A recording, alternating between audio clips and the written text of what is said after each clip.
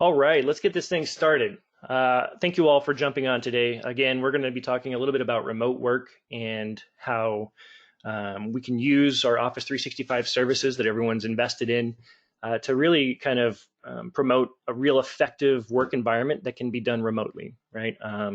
What we're finding today is that there's all kinds of reasons why we want to work remote, and we're going to touch on a little bit of those things and how we can leverage these Office 365 services to really be, like I said, efficient, productive, even when we're not in physical locations together, which, it seems kind of a give me in today's day and age as we work through using all these cloud services. But we're going to kind of highlight some of the features that we can take and make use of to accomplish that. So thanks again for jumping on. Kevin Townsend here with Bamboo Solutions. Hopefully you guys can see me, can see my screen share. If you can't, there is a question and answer tool built into this. We are using GoToWebinar today, so if you're familiar with that, please do feel free to use the chat or the questions functionality so that we can get you some information on that. I do have my teammate Elisa Palmer on the call with us today so that she can assist with answering your questions. If you don't get an answer or you still feel like you need additional information on anything, you can always reach out to us at sales@bamboosolutions.com and we'll get you anything that you need. All right, so let's go ahead and get this thing started. Okay, so we're going to start out real quick, just a little bit of information about Bamboo Solutions. If you don't know who we are a products and services company on Microsoft, SharePoint, pretty much anything that may touch SharePoint, that's what we do. Whether that's Office 365 or on-premises, or maybe it's Azure services that need to touch SharePoint in some way. If anything has the capability to talk to SharePoint, then we've probably worked with that, and that's what we specialize in. So we are available for services, and we have a whole series of products that will extend your SharePoint offering if you're looking for that kind of thing. We are a Microsoft Gold partner, so we work with Microsoft and we maintain our competencies there with them, as well as take part in community events and gatherings around the world to be an active player in this particular industry. We do have over 8,000 customers served worldwide, so we have lots of experience across all kinds of mediums and verticals, and we more than likely have solved a problem in your particular industry or market, and we'll have solutions to present to you because of that. So here's just a quick look at some of the great customers we have supported. We are based out of the Washington, D.C. area, but we have team members that are spread across the globe, and we can pretty much take care of anyone anywhere and on any time zone. So yeah. For more information on us and a little bit about who we are and where we come from, you can always visit our website, www.bamboosolutions.com. You can find a lot of information there. There's contact forms on the website. We'll kind of talk about how to get in touch with us here at the end, but lots of information there on the web if you're looking for any details or specifics on any of our services or our products. Okay, so let's start off kind of defining what remote work is. Now, the topic's hot, right? There's a lot going on in the news, and we're going to kind of talk about that here in just a second. But what is remote work exactly? Remote work, as defined by us, I guess, a remote work is a type of flexible working, which means you aren't commuting into an office every day, and can also be referred to as working from home, right? Remote working means working from anywhere. So to us, it really is anywhere. It's not necessarily just working from home. Our team here at Bamboo specifically is pretty much all remote. We do have an office in Reston, Virginia that we all come together occasionally for and kind of touch base and just spend some time physically together. But remote work allows us and has allowed us here at Bamboo to operate very successfully in geographically separated locations. And so we have real world experience here kind of consuming all this content that we're going to talk about today. We have real world experience actually working and living in that kind of environment. So again, the hot topic is the coronavirus, right? So this is kind of pushing where we're going today with this discussion around remote work. As you can see on the screen, there's a whole lot of activity across news platforms and Twitter and the social media space about how these large corporations and these big companies are having to react to trying to keep their staff and their employees healthy. Microsoft has done up in the Seattle area has canceled the. There was a couple of MVP summits, I think, that were canceled. A bunch of major events that have been canceled, like Facebook's F8 developer conference, I think, is being canceled. So it's impacting us. And this remote work option is what's going to drive us to continue to move forward and be productive while not in those physical locations. And so, this is sort of the initiator. There was a quote there from impactbound.com that I thought was very interesting, in how the coronavirus outbreak is going to create this global remote work experiment, right? I saw a statistic earlier too, something like 42% of employees do work remote to some extent, whether that's part-time, sometimes they can do that, maybe it's full-time, but there are 42% of employees out there that do have the ability to remote work in some capacity. And I think that's awesome, right? And that's kind of where we're headed. That's where everybody wants to be. And I think the trick is trying to figure out how we can apply all this technology to find a happy place between freedom and lifestyle, as well as effectiveness and efficiency in actually being productive in our work environment. So anyways, that just wanted to put that in there. Didn't put that in the title of the webinar because I just figured it would be too much, too much of an attempt to kind of target that. But really, this is the reason we're having this discussion, right? This whole coronavirus approach here. So something I found very interesting recently was this blog post over on the Microsoft blog. And this was written by Jared Spataro. He's the corporate vice president for Microsoft 365, which is the exact technology set here that we're going to be working with today. But he has a teammate, Lily Zhang, she lives in Shanghai. And this blog post highlights her recap of, I guess, her experience in working remote already here in this coronavirus experiment, right? This whole, I wouldn't call it an experiment, I guess, in this experience. And so Lily works for Microsoft. She's a teammate out there in Shanghai. And she had these lessons learned from 30 days of having to work from home with her team and also working with customers while being remote, right? And so she had 3 points that she had learned from being from remote work in general. And there were 3 things that I wanted to kind of highlight from that were in this blog post, which are very useful. If you want to go read the blog post, you can. There's a link down there in the orange lettering. Please feel free to do so. I'm just going to kind of recap some of that, though. And some of the things that they learned from remote work were that you got to stay well. And stay well means like the move to remote work. It's all about protecting our physical health by minimizing contact with the virus or whatever it is, right? And that everyone understands. What's less obvious, she said, was working where you live can create its own kind of stress, like taking time to exercise, eat well, enjoy real downtime away from screens. It's all essential to maintaining a healthy life, right? And working from home, it makes that kind of difficult to do. And so staying in touch with that, trying to stay focused on that balance, if you will. And then she says, go all in. It can be tempting, she says, to put things off while working remotely, but teams that thrive remotely find ways to do just about everything online. So if you've scheduled one-on-ones, keep them, right? Don't cancel them. If you've planned big meetings, hold them. If you're ready to brainstorm an upcoming presentation, she says, jump on that video call, right? So staying well, going all in, and then supporting your teammates. And she says that she's learned from this experience specifically during the coronavirus there in Shanghai that supporting others is the best way to stay positive and energized, and that they use their online tools for more than just work, sharing photos of family and pets and checking in with each other throughout the day. Cheering each other up is not just good for maintaining morale, but it also helps keep the team together when they work so far apart. So those were 3 things that they found were effective and useful during this remote work season.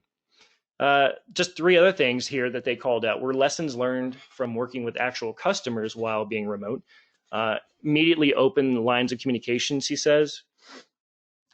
She says that when your employers are working remotely, it's more important than ever to ensure everyone stays briefed on the business.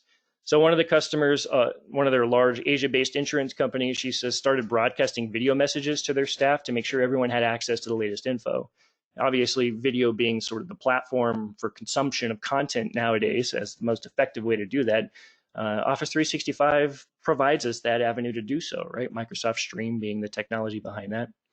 And she also said that with everyone balancing working from home with childcare and other challenges, recorded videos give people an opportunity to catch up when they can't make a live meeting or a briefing, right? So using Microsoft Stream, they're able to post those things out, get that message out, whether that's through email or a SharePoint news post, or whether that's through Microsoft Teams chat message, right?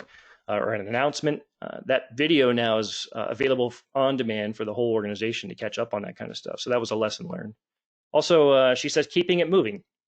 While it can be tempting to postpone plans until everyone can get together, companies here are finding ways to keep things moving forward. So with the government's encouragement, many schools have been able to start their terms on time by moving everything online. She said they've been supporting their students by creating clear schedules, hosting morale events like cooking challenges, and carefully communicating assignments and other information so students aren't overwhelmed. So just trying to keep life moving forward, right? And obviously these tools can help us do that. Let's see here. Last but not least, the third thing she says, lesson learned from customers that she's been working with over there in Shanghai as a Microsoft team member. She said that many of us are accustomed to quick calls or video chats with a few teammates, but large and formal meetings can also be successfully held online, which we do here at Bamboo as well. With so many employees opting to work remotely, hospitals here have been gathering their staff remotely. She says one hospital in Dalian, for instance, has been holding large staff meetings via Teams. And keys to successful online meetings include setting a clear agenda, practicing inclusion by resolving any audio issues at the start of the meeting, and then taking clear notes to share as follow-ups later. And another note on that, right? Like Teams does a really good job of providing that capability for us to take notes during the meeting and then be able to recover those at the end. Not only that, but we can record these meetings using Microsoft Teams. So if we record the session, then it goes off to Microsoft Stream and gets hosted up there automatically, as well as transcribed. And that transcription can actually be converted into other languages, as I know. And you can also search those transcriptions. So we won't do any demos of that today, but it's just super powerful to be able to record those meetings and leverage that technology and really make that content consumable by the organization on demand later on. So great article. I just wanted to highlight that because it shows real world implementation of this remote work concept using the platform for which we're kind of talking about today. Again, there's that link at the bottom if you're interested in more information. Okay, so there were 4 key remote worker challenges that Microsoft touts as being the most challenging. And these are the things we got to overcome in order to provide a great working environment for our teammates geographically out there in the world. So number 1 being access, right? The big problem for remote working is access. We got to have access to the things that we need to work on, and we need it available to us almost all the time, whenever on demand, right? So cloud storage, they say, makes it possible for any team member to access the information they need, no matter where they're at. Number 2, we need connectivity. The ability to communicate with coworkers and receive seamless updates online significantly improves a remote team member's workflow. Absolutely, and we're going to find that products in the Office 365 suite here are going to sort of answer each one of these major challenges that we'll have. So flexibility, they say in today's world, the ability to use a preferred device means greater productivity, especially for employees in transit. So we were talking about our maybe our MDM, or like our mobile device management capabilities, or BYOD, right? Bring your own device type of flexibility. So we need them to be able to leverage that infrastructure or that hardware that we have out there and still access and have connectivity to the same services that we would if we were in the office. And all that is done and doable by having built-in security. So the last tenet there and challenges for key remote workers is built-in security. So we got to keep our work secure by providing remote teams with safest tools and setting best practices for file access and sharing. So those things are kind of what we're going to hit on today as far as answering what the largest challenges would be trying to promote this remote work environment. So the tools, what's available to us? I don't know how many of you are very familiar with Office 365 and its products and offerings, but the tools and products that we're going to mainly talk about today that we use here at Bamboo to be very effective at our work while we're all geographically in different locations are these 4 primary tools here. So we've got SharePoint, we got Microsoft Teams, we have OneDrive, and then we have our Office products. So what I hope to do now is kind of step through each of the products, that in each of those products a little bit more in detail, and talk about how we leverage them, the features they bring to us. And then at the end of discussing each of these 4 products, I kind of want to do a little click through of a demo environment I have that would demonstrate how you might do that, right? How you might interact with these, and what the functionality in those tools brings us as strong remote work capabilities. All right, so first off, we've got OneDrive. And what I do is I'm going to work in an order of OneDrive, SharePoint, Office, and then into Teams, because what we're going to find is that Teams is sort of the glue for all of these products to bring that information in together. So OneDrive does great things for allowing us to store documents in the cloud, right? Its basic functionality is, let's get documents off of local environments, local file shares, whatever. Let's get them up in the cloud. Let's get them under version control. We have a ton of storage given to us when we have business user accounts in Office 365. You can see there we have 1 terabyte of storage per user with the right licensing. The mobile experience now on OneDrive is incredible. That same goes for SharePoint and Office nowadays. The advanced sharing capabilities in OneDrive allows us to not only now move those files, those documents off of locations that weren't backed up or didn't have version control, or sharing and permissioning may have been difficult on. We can move all of those now to a cloud storage solution and sync those things to our computer so that they look like they're just local on our computer, but they're actually up in the cloud and obtaining all of this great functionality and features here. So, so the audience, I want to make sure that it's kind of understood that OneDrive for Business, which comes with your Office 365 licensing, it's a great way for, like I said, for your users, your team members, to leverage all of those functionalities around document storage. Now, OneDrive is very targeted to the individual, right? What we're going to find is that SharePoint is very targeted to the organization. So, so OneDrive here, obviously, like I said, targeted to the individual, but does contain the external sharing capabilities. So you can use OneDrive to share files with people outside of your organization. You can even set those links that you share with them to those resources to expire after a certain period of time. So there's great security and tooling around that capability, as well as for the administrators of your IT systems to set some governance and some standards around that, so that maybe links can only expire after a certain amount of time, or they need to not live to be beyond this old, so that they're not just floating around the ether and people can click on them, right? So the IT admins can manage that and govern some of the security around your OneDrive tenant. Also, files that are moved to OneDrive you are able to manage those. The organization, I guess what I'm trying to say is the organization does not lose control of them.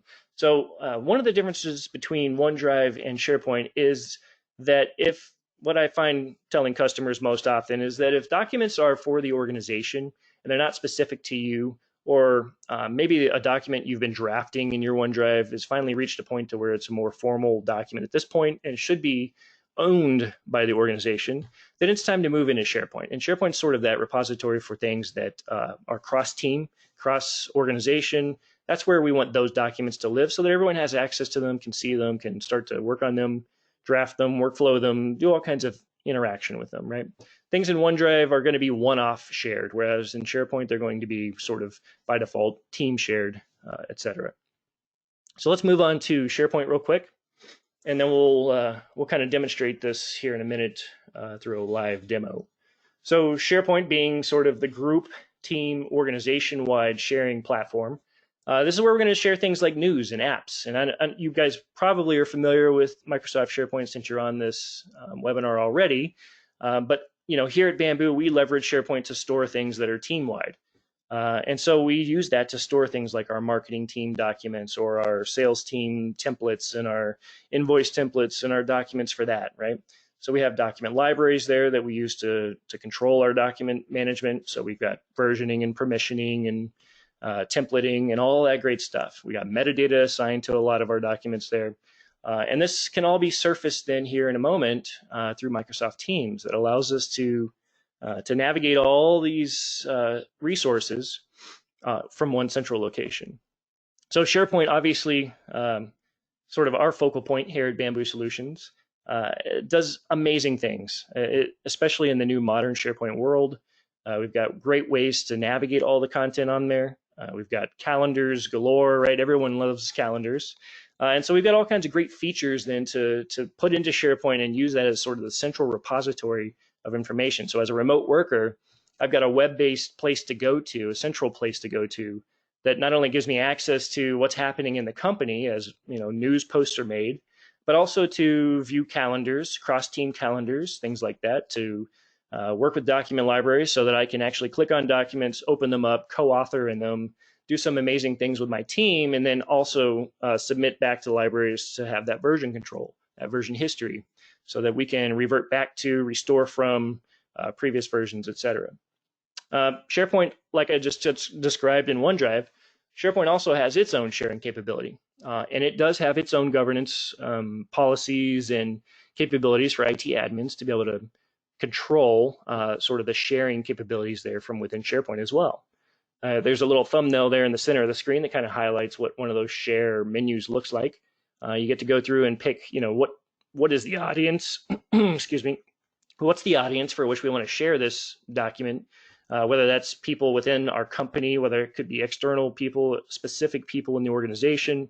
And we can type an email address in there, click send, and it'll shoot them an email. They can click on it, and then they have access to it. There's also a copy link. So we could just say this link should allow anyone in our organization to access it and edit it or just view it. So you got a lot of options there for sharing in SharePoint. All right, I think that's enough for SharePoint for now. If you have any questions, please do let us know. So here we're going to talk about Office specifically. So Office is, as you may well know, Office 365, right, is all-encompassing of Office, which now swallows up OneDrive, SharePoint. It's just everything, right? And so Office is the tools that we're so used to using in our day-to-day lives.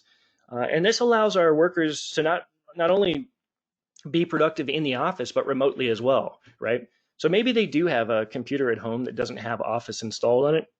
Well, guess what? Office now, we have Office on the web. And so you can still be productive, be efficient and effective in collaborating and doing your work from remote locations, even if it's not your own computer, right? You can even log in to Office 365 and participate in document creation, updates, etc. So Office on the web really does provide that remote work capability when there is no existing infrastructure wherever they may be.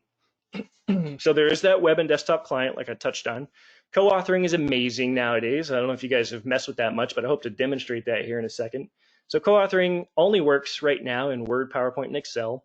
And it does have to be in documents that are of a newer type. So it's got to be a DocX, a PPTX, or a XLSX, right? Those newer version or new document types of Office products. And so it only does work in those three currently, but I hope to show that here in just a moment, just so you can see what that looks like.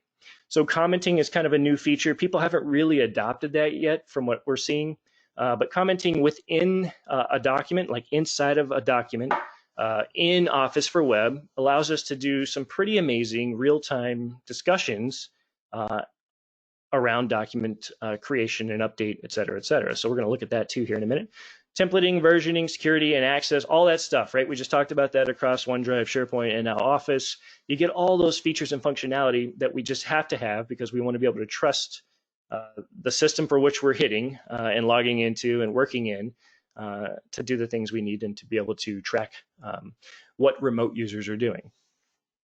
So last but not least, we have Teams. And Microsoft Teams is, in our opinion, at least in my opinion, it's going to be the browser into the organization. I really see that being the future of Microsoft Teams. And this really is the tool that remote work should be focused on. As a company, Bamboo Solutions, we all live and breathe Microsoft Teams. We live in it every day. Chat is constant. There's an ever-growing flow of messaging. There's the capability to allow your remote workers to interact as if they're sitting next to anyone else in the company, right? It brings all kinds of great social capabilities to it that allow your users to sort of add personality to chat. You got your Giphies, you got your emojis and all that stuff, right? Just makes it more intriguing, I guess, more personal, et cetera, right? So it's a great tool. It does so many things. Not only does it bring all those other tools that we just talked about, OneDrive, SharePoint, et cetera, into one central thing, one tool to access and be able to grant access to all those other things. But it also does amazing things for meetings and collaboration. So we've got the one-to-one and we got the group chat capabilities. And we use that every day. So we group chat with our subsets of teams where we're sort of like working groups. So we have group chats for that so that we can communicate together. We can share files together. We can call a meeting together. We got one-to-one chats because I need to ask John, what's the latest update with the deployment of this product to this place, et cetera, et cetera.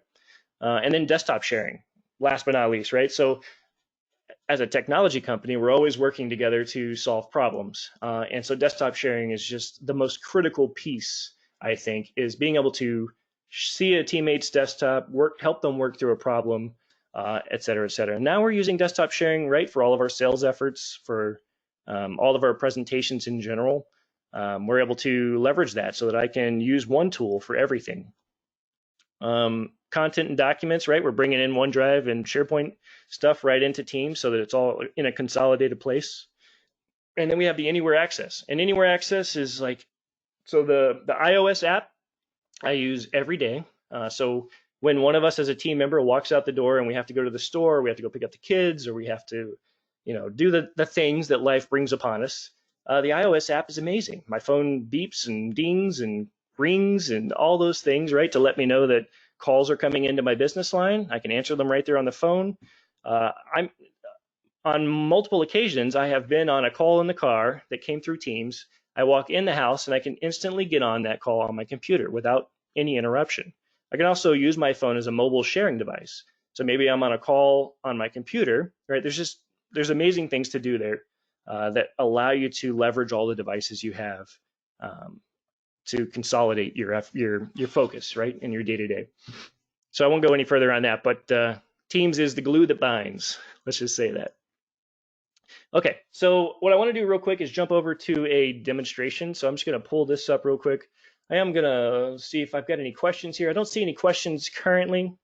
So we'll just keep going. If you do have any, again, just put them in the questions box there, and I'll see if I can get you an answer right here on the meeting. If not, sales@bamboosolutions.com. You can email us there, and we'll get you some answers there as well. So let's do this, and then I have another window here. So what I'm going to show you here is two users logged in, and we're going to actually, let me just focus on the Teams real quick, or the OneDrive, sorry. So we're going to focus on OneDrive real quick, and we're going to go in the order of the products that I just walked through at the beginning of the slides. So OneDrive first, talking about the functionality in that, right? So if you haven't seen OneDrive before, this is from the view of Megan Bowen. She is I think she's the sales lead of this Coauthoring corporation that we're working with here. So she has her own OneDrive space. You can see some files located there in her OneDrive. Just some quick things to note, right? As a remote worker, I've got a place to store my documents.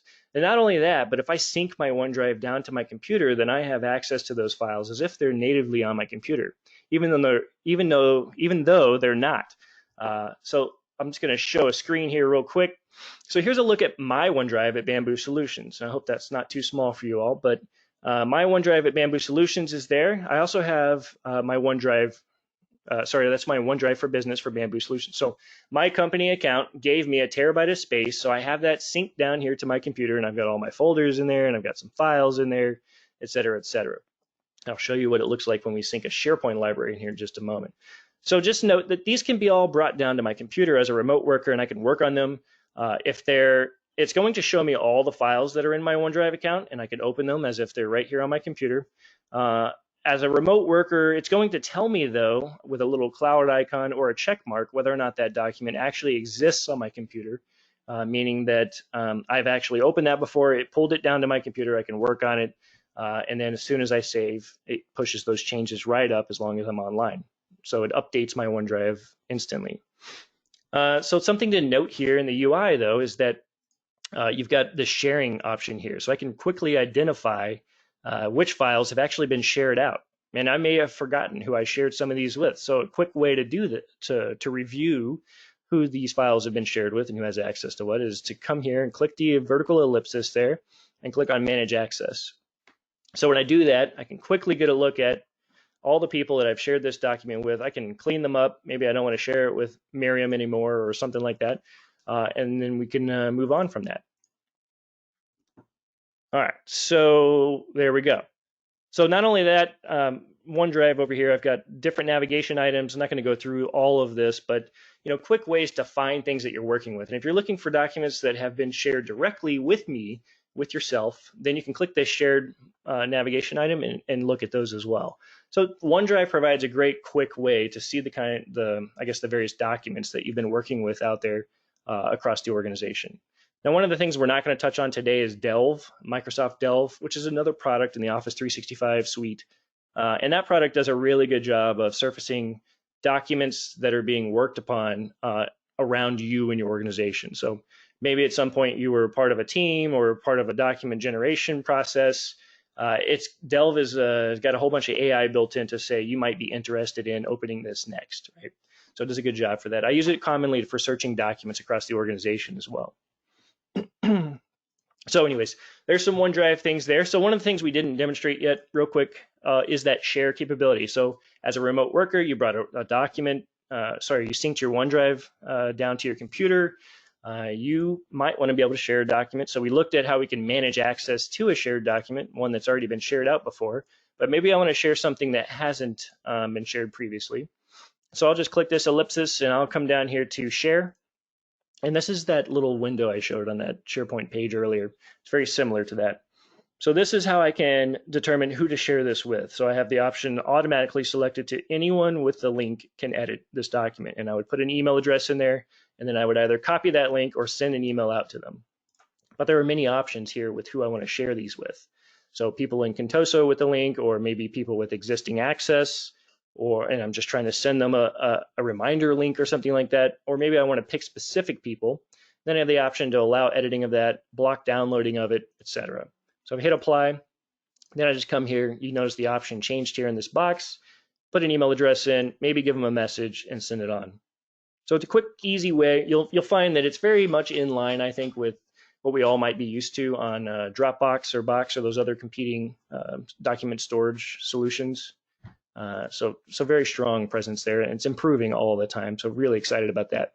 One more thing to note about OneDrive, you have Microsoft Flow access now, which is amazing. So Flow, which is now renamed to Power Automate in the Microsoft world, allows us to automate things around our documents. So I could go and create a new flow, which would, maybe I want to put it through an approval process, or maybe I want to store it somewhere else or whatever, right? But Flow allows us to glue a whole bunch of different applications together and build sort of a process or a workflow around some item here in this library. So super strong tool there. All right, well, next we're going to talk about SharePoint real quick from maybe a remote worker's standpoint. So SharePoint allows us to approach the organization from more of a top-down approach, right? So OneDrive does like a one-to-one very well. I, as an individual, have this file I'm working on. I want to share it with John, Sally, or Sam, and I can do that there. I can work with documents directly. So SharePoint does a really good job of providing sort of a content management system approach, as well as that document solution. But the document solution here, as is the content that we're going to talk about, is very much catered to the organization or the team or whatnot. So this here is an example of a modern SharePoint hub site that may have a whole bunch of news and content for the organization. And the reason we're talking about this is that as a remote worker, I can still access these resources just by using our organizational account and logging into the web. And so as a remote worker, I don't have to be anywhere physically to get to this. It is centrally located in Azure somewhere, right? And allows us to access that from anywhere in the world. Maintaining all the security, all the compliance requirements, and all the rules and governance that we may need around protecting our company's information. So here we have a good example of what content looks like, right? Content presentation to the teams, to the organization as a whole, et cetera. So I'll always be able to get to this. It's got a whole bunch of great information and dynamic content that can be surfaced through it. So for instance, my recent documents, every user that hits this page would have a list of docs here that is tailored to, filtered to the currently logged in user. So it's custom to each person that hits this page, which is very useful. So it doesn't feel static. It never gets static or stale because it is dynamically fetching all of this content from across the organization. And that's very useful. What we're going to find in a moment is that we'll be able to tie this right into SharePoint, which is super useful because then we have we'll tie this into Teams, which will make this super useful because then we can just go to one location to access not only our OneDrive files, not only our SharePoint content and our document libraries in SharePoint, but all the collaboration, all the chat, all the calls, all the meetings, etc. So real quick, I just kind of wanted to show, in your SharePoint site, you may have a document library. So here we have a documents library here. We got our documents in there. And just like OneDrive, we have that same sharing capability, right? So as a team now, whoever has access to this to do so would be able to share these out and work with people as needed. Not only that, but we also have Microsoft Flow access. As a remote worker, you may want to check out documents so that other team members are not working on the same content you are. And you can check that out, do your changes, check it back in. Now you've got a new version of the document. People can consume that content in sort of a more synchronous nature. We're going to talk a little bit about co-authoring here in a moment, which is a little bit more asynchronous in nature. And then we have our, as we'd expect, version history. The ability to alert you. So remote workers may need reminders instead of John and Sally passing each other in the hall and saying, hey, I updated the document. Did you see it? Maybe you set up alerts and you get the ding and you go and take part on whatever you need to every time something's updated, right? So in SharePoint, we not only have Microsoft Flow or Power Automate, they call it, to automate workflows and processes, but we also have Power Apps, which allows us to build these great custom forms or even custom applications that interact with all of this SharePoint data. SharePoint really becoming sort of the database, if you will, for all of these other Office 365 services to use as their back end. So I won't go into a SharePoint 101 demo, but that's a brief touch on how we leverage SharePoint as a remote team and how you might as well. Just checking for questions again. I don't see any right now. Okay, so next we would be talking about Office, right? And so the co-authoring piece of Office is really the key functionality I want to highlight today as we just kind of focus in on remote work and what that looks like. So what I'm going to do is pull up two browsers here. I got two in-private browsers, which allows me to authenticate as two separate users. So on the left, I'm logged in as Megan, and on the right, I'm logged in as Alex. And what you're going to notice right off the bat is that I'm in Office 365 already for both. And specifically, I've been working in this document as each user. And so over here on Alex's side, you can see a little icon here that shows that Megan is actually in this document as well. And on Megan's side, I can see that Alex is actually in the document as well, but currently showing inactive. So what I'm going to do is start clicking around, and you'll notice on the right screen, Alex's screen, he can see exactly where Megan is clicking and working. And so as Megan's typing, and she says, you know what, description of this is going to be new sales spreadsheet template or something, right? And you see real time it happening on Alex's screen. He sees exactly what Megan's typing and what she's working on. So this is co-authoring at its best. As you know, she's typing that. Maybe Alex is going, well, I know they need 3 of those and 2 of those, and it's updating over on Megan's side in real time. So co-authoring allowing our remote workers to really dig in, work together in a way that's probably more productive than sitting over each other's shoulders, or potentially, right? Maybe we're on a Teams call, so we're actually in voice communication together, and we're working on this together at the same time. And we're able to get the best of both worlds here, all while being maybe worlds apart. So I mentioned earlier in Office, there's the commenting feature in documents. And so this capability here, very useful for sort of building a chat or a collaboration session around some specific content. So maybe, I need a new comment around invoice. Like maybe I want to say, hey, Alex, and, I tagged him here. Alex, we need to be more, creative with our title, right? So I can send that back, and in real time on the right, you'll see Alex's screen is updated. If I click on this, it'll show me exactly where she was referencing that comment to. So very useful for co-authoring and having some chat around a document actually while in the document. So Teams is really good at chat and collaboration. but doing it right in the document is super useful and easy to reference and have the context of all the information you need. Okay, just want to briefly touch on Excel as well. Just like the invoice document over here, Excel is exactly the same way. So if let's see, I think it's this one. Just want to open it up and show you that as we're working on these together, you get the same kind of functionality regardless of the document type. Doesn't look like it's updating yet. Let me refresh. But they do provide that same capability. So as Megan clicks here, Alex sees exactly where she's working with. I just don't know if I have the right version pulled up here or something. So that capability, again, co-authoring across Excel, PowerPoint, and Word. Those are the three that you can do this co-authoring capability with and across. Okay, last but not least, Teams. So Teams being the awesome glue that binds, right? There's so many things we can do in Teams. SharePoint being the database, I like to refer to it as, or the backend for this service specifically. Having a team such as this Coauthoring IT Services proposal team, they're able to add things from all the resources across Office 365 into the single view. So this gives your remote workers literally one place to go to access SharePoint document libraries, SharePoint pages. Maybe it's a Trello board that's a third-party service. Maybe it's Dynamics 365. Maybe you got Azure DevOps and you're looking to manage your development efforts.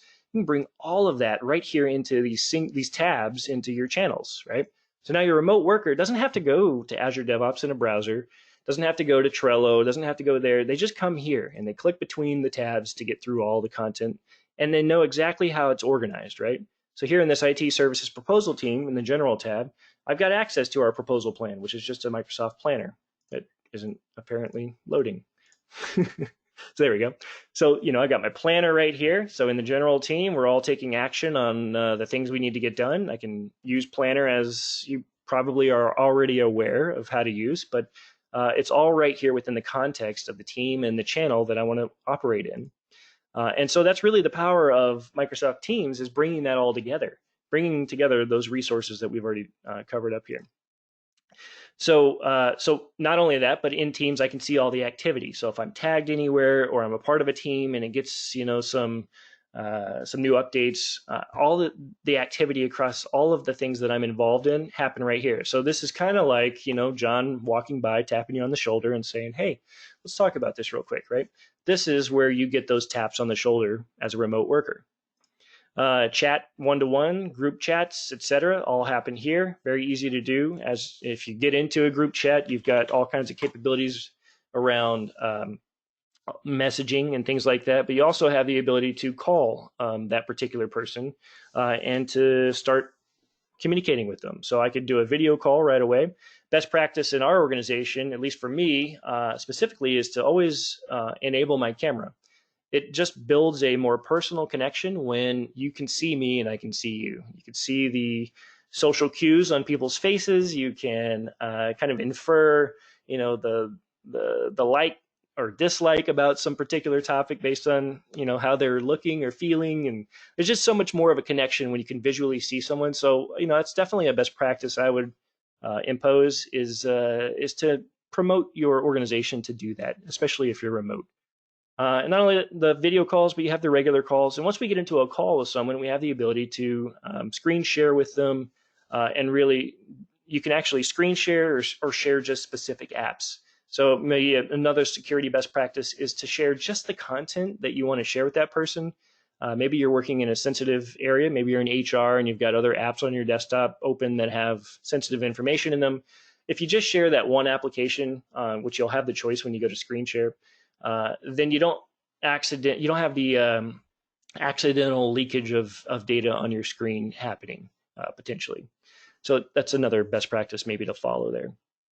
Again, kind of walking down some of the Teams navigation, because we do a really good Microsoft Teams training program. So if you're really looking to pull the most content or most features and functionality out of Teams for your organization to be aware of and to leverage, then we can definitely help you with that. But not to go through all that today. Just know that you got some great management of teams here and channels to organize your content and collaboration.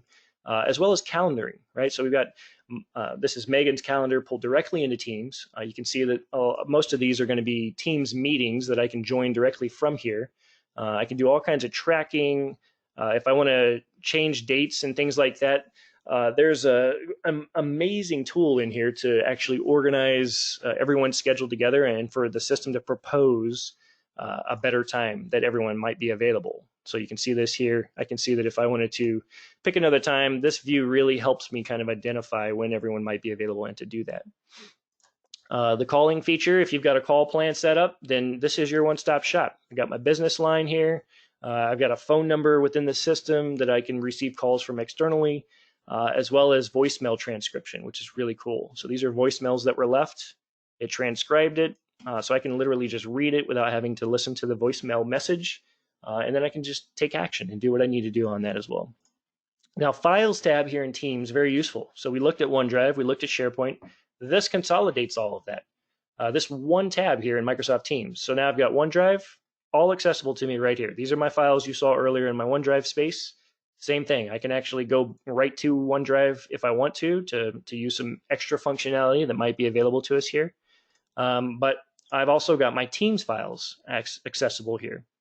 And so these are Teams files that I've been working on or working with across all of my teams. You can see the locations for where they live. You can actually go to them and do some other additional things to them, open them online. The editor here is pretty cool. Actually, let me go back to a team and open a document just so you can see that if you haven't before. And then recent documents that I've been working with in Teams all listed there as well. So I'm going to go to Teams real quick and just show if I open a Files tab, and then I open a document right here in Teams, I can do it in Teams. I don't have to leave Teams to work with this document. So Office Web works right here in the tool. I got a question. I'm just going to read this real quick. Is there a practical number limit for folks commenting or working together in a document? I don't think there are any limitations around that are going to impose any concern. But I can definitely, I don't know it off the top of my head, but I can definitely do the research there and get back to you with some specifics around limitations on that. And I'll do that for sure. But yeah, so really cool, right? Capability there to not have to leave Microsoft Teams. Now I'm viewing Microsoft Teams here through the browser. And as I mentioned before, maybe your user doesn't have a computer at home, or maybe their internet went out at home, and now they're supposedly unable to be productive. So they could go anywhere. They could go to a coffee shop. They could go to a shared computer somewhere. Obviously, taking best security practices with you there to log into systems that you're not normally on. But you could do that. You could log into the browser, as I am here, view Microsoft Teams, and navigate this as if you were on your computer in the native client. So very useful. What else we got here? All kinds of other things. So Stream, we talked about, amazing tool for pulling content in from video format. We can pull in planner stuff and just other 365 services as well. So that's pretty much it for my walkthrough on the product. So let's get back to our slideshow real quick. And one thing I wanted to touch on that every customer that we work with is very concerned with is governance. And governance really helps us to organize how users and teams and I guess consumers of content should use the system, how they should leverage the technology. And so pretty much on every portal build that we do with any customer, we spend a lot of time listening in, sitting down with the stakeholders and leadership teams and understanding how it is they expect their system to operate. And then we kind of propose what governance rules should be in place to meet that requirement that they have. So very key piece of functionality there, or a very key content piece that needs to be implemented and made readily available to users across your organization so that they know where to find that information. And we have all kinds of best practices around that we can work with you all on. All right, so that's pretty much it for how we might handle the remote work using Office 365 services. Just a couple slides here. I just want to touch on some of the things that we do at Bamboo. And so we do have that services division. I just want to highlight that we do all of these things on SharePoint native, like this basic SharePoint functionality. So we will get in, do some architecture guidance, some administration, custom development, UX, UI, migrations. We do all that. package services. So if you're looking to figure out if you're on an on-prem environment, this is an Office 365 webinar today, but if you happen to be in an on-prem environment and you need help figuring out why those services for your farm are not producing well, let me know. And then this is sort of how our services engagements work. So we work on 2-week sprints, and we have a blended rate for any role you might need, same rate, et cetera, et cetera.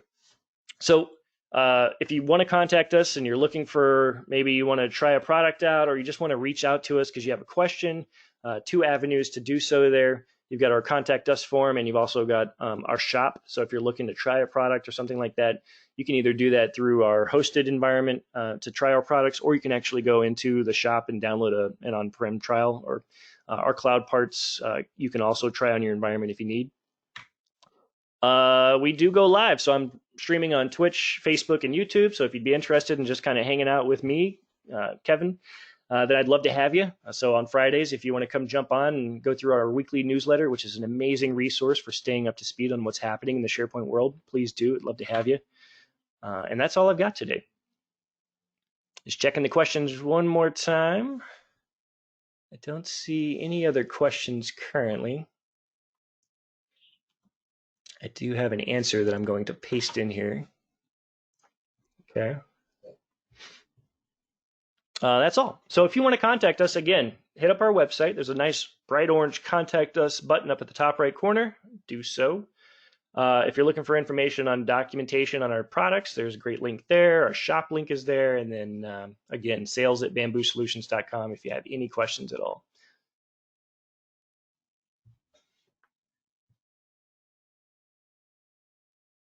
I'm going to leave it open here just for another minute in case anyone's got any pending questions, but then we'll shut it down. So thank you all again for jumping on today. I appreciate your time.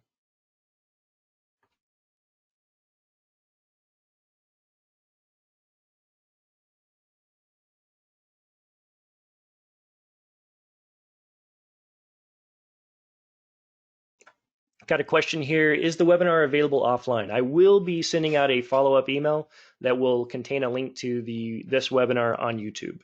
So yes, it will be made available.